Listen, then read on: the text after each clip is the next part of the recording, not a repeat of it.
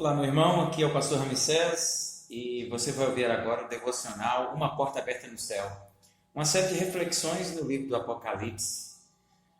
Estamos estudando a segunda sessão do livro, que trata dos 7 selos, e estamos no capítulo 5.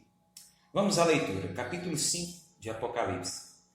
Vi na mão direita daquele que estava sentado no trono um livro em forma de rolo escrito por dentro e por fora, e selado com 7 selos. Vi também um anjo forte que proclamava com voz forte: quem é digno de quebrar os selos e abrir o livro? Ora, nem no céu, nem sobre a terra, nem debaixo da terra, ninguém podia abrir o livro, nem mesmo olhar para ele. E eu chorava muito, porque ninguém foi achado digno de abrir o livro, nem mesmo de olhar para ele. Então um dos anciãos me disse: não chore, eis que o leão da tribo de Judá, a raiz de Davi, venceu para quebrar os 7 selos e abrir o livro. Então vi no meio do trono e dos 4 seres viventes, e entre os anciãos em pé, um cordeiro que parecia que tinha sido morto. Ele tinha 7 chifres, bem como 7 olhos, que são 7 Espíritos de Deus enviados por toda a terra. O cordeiro foi e pegou o livro da mão direita daquele que estava sentado no trono. E quando ele pegou o livro, os 4 seres viventes e os 24 anciãos se prostraram diante do cordeiro, tendo cada um deles uma harpa e taças de ouro cheias de incenso, que são as orações dos santos. E cantavam um cântico novo, dizendo: digno és de pegar o livro e de quebrar os selos, porque foste morto, e com teu sangue compraste para Deus os que procedem de toda tribo, língua, povo e nação. E para o nosso Deus os constituíste reis e sacerdotes, e eles reinarão sobre a terra. Vi e ouvi uma voz de muitos anjos ao redor do trono, dos seres viventes e dos anciãos, cujo número era de milhões e milhares de milhares, proclamando com voz forte: digno é o cordeiro que foi morto de receber o poder, a riqueza, a sabedoria, a força, a honra, a glória e o louvor.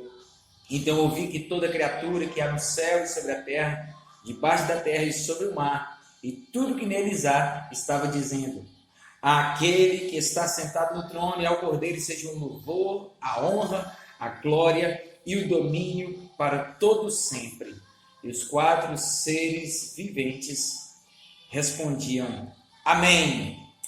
Também os anciãos se prostraram e adoraram. Meu irmão, que palavra tremenda é essa para mim e para você. É como se nós estivéssemos num espetáculo, numa apresentação teatral ou num musical, e nós chegássemos ao clímax. Assim é a abertura do livro de Apocalipse. E o clímax é este: é o trono de Deus e a manifestação daquele que está sentado no trono e do Cordeiro. Meu querido, sua cabeça deve estar cheia demais nesses dias. O mundo parece que virou de pernas para o ar. Onde é que vai parar tudo isso? O mundo está sem rumo. Para onde caminha a história? Quem são os responsáveis por tudo que está acontecendo? Quando é que vai acabar todo esse sofrimento que nós estamos passando? Onde é que Deus está em tudo isso? É a pergunta que deve estar rondando na sua cabeça. Ele está vendo? Ele se importa? Ele vai fazer alguma coisa? Perguntas e mais perguntas devem estar enchendo a sua cabeça. Então vamos lá, vamos às respostas, meus irmãos. Respostas que só a palavra de Deus pode dar. Em primeiro lugar, você precisa entender que Deus continua no mesmo lugar, meu irmão. Aleluia! Deus está sentado no trono. Como diz o capítulo 4, vi um trono, e aquele que estava sentado no trono foi a visão de João quando ele foi convidado a entrar por essa porta. Deus não somente está sentado no trono, ele não só está vendo, como é ele quem está dirigindo tudo o que está acontecendo. Deus não é um mero espectador na história, meu irmão. Deus é o protagonista, ele é o autor da história. Os ateus não acreditam em Deus, que Deus exista. Os agnósticos dizem que se Deus existir, Ele deve ter criado o mundo e desapareceu e sumiu. Não há como ter contato com Deus. Deus não está no controle da história. Ah, que ledo engano. Deus é não somente o autor da história, ele criou todas as coisas, como também ele é o sustentador, o Deus providente, que sustenta a vida de todas as coisas, a existência de todas as coisas, como também é o consumador da história. Deus criou o mundo, Deus decretou a queda, ele não foi pego de surpresa quando a humanidade caiu em pecado.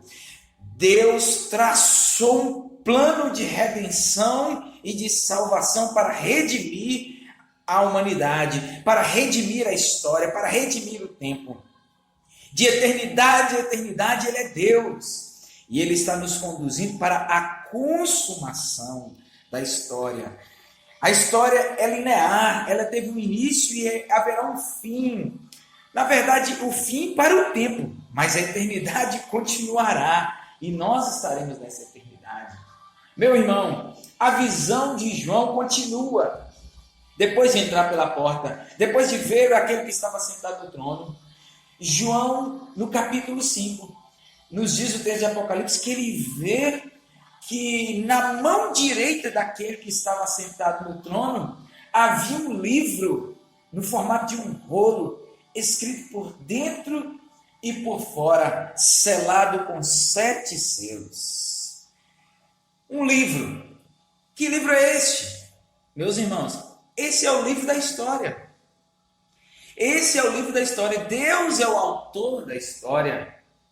E a história está em sua mão direita, indicando que ele tem todo o poder. É ele quem criou, é ele quem escreveu a história, é ele quem escreve esse livro, e ele tem em suas mãos todo o controle do que está acontecendo. Quantas vezes, mesmo você que é cristão, se esquece disso diante dos problemas, diante das dificuldades, meu irmão? Nós, por um momento, parece que temos uma amnésia, esquecemos que Deus está sentado no trono e de que Ele tem um controle. João, quando vê este livro, quando vê os 7 selos, e quando uma voz forte faz um questionamento e proclama a grande questão, a grande pergunta: quem é digno de abrir os selos, de quebrar os selos e abrir o livro? Existe alguém digno? Existe alguém que pode trazer uma solução, que pode trazer uma resposta para nós? E diz o texto que não houve no céu nem na terra, em lugar nenhum, alguém que pudesse abrir os selos, desvendar a história, mostrar aquilo que haveria de acontecer. E então, João, no capítulo 4, no versículo 4, diz que ele chora. Ele chorou muito, porque ele observou e parece que não havia ninguém. Um drama no céu. Um drama no céu foi criado. Para quê? Para que pudesse então surgir a solução da parte de Deus. Qual é a solução para o problema da entrada do pecado no mundo? Qual é a solução para o sofrimento do mundo? Qual é a solução para a queda? A solução dentro do plano de Deus é o surgimento do Cordeiro de Deus. Do Cordeiro de Deus. Porque depois do questionamento de João, depois dele chorar, um dos anciãos disse: não chore, eis que o leão de Judá, o leão da tribo de Judá, a raiz de Davi, venceu para quebrar os 7 selos e abrir o livro. Jesus é a solução de Deus para um mundo decaído, meu irmão. Jesus é o plano principal de Deus. É o plano principal de Deus para a restauração de todas as coisas. O Cordeiro Santo.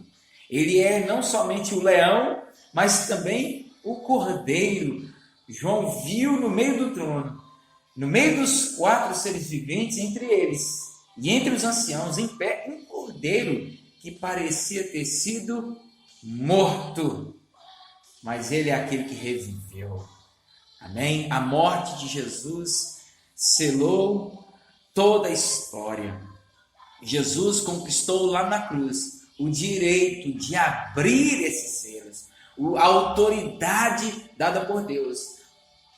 Não é à toa que a visão do cordeiro é de que ele tem 7 chifres, ou seja, indicando que o cordeiro tem todo o poder, e ele tem 7 olhos, que ele é onisciente, ele vê todas as coisas. Ele vê todas as coisas. Ah, meu irmão, chegou o tempo de as nossas lágrimas e o nosso choro ser transformado em alegria.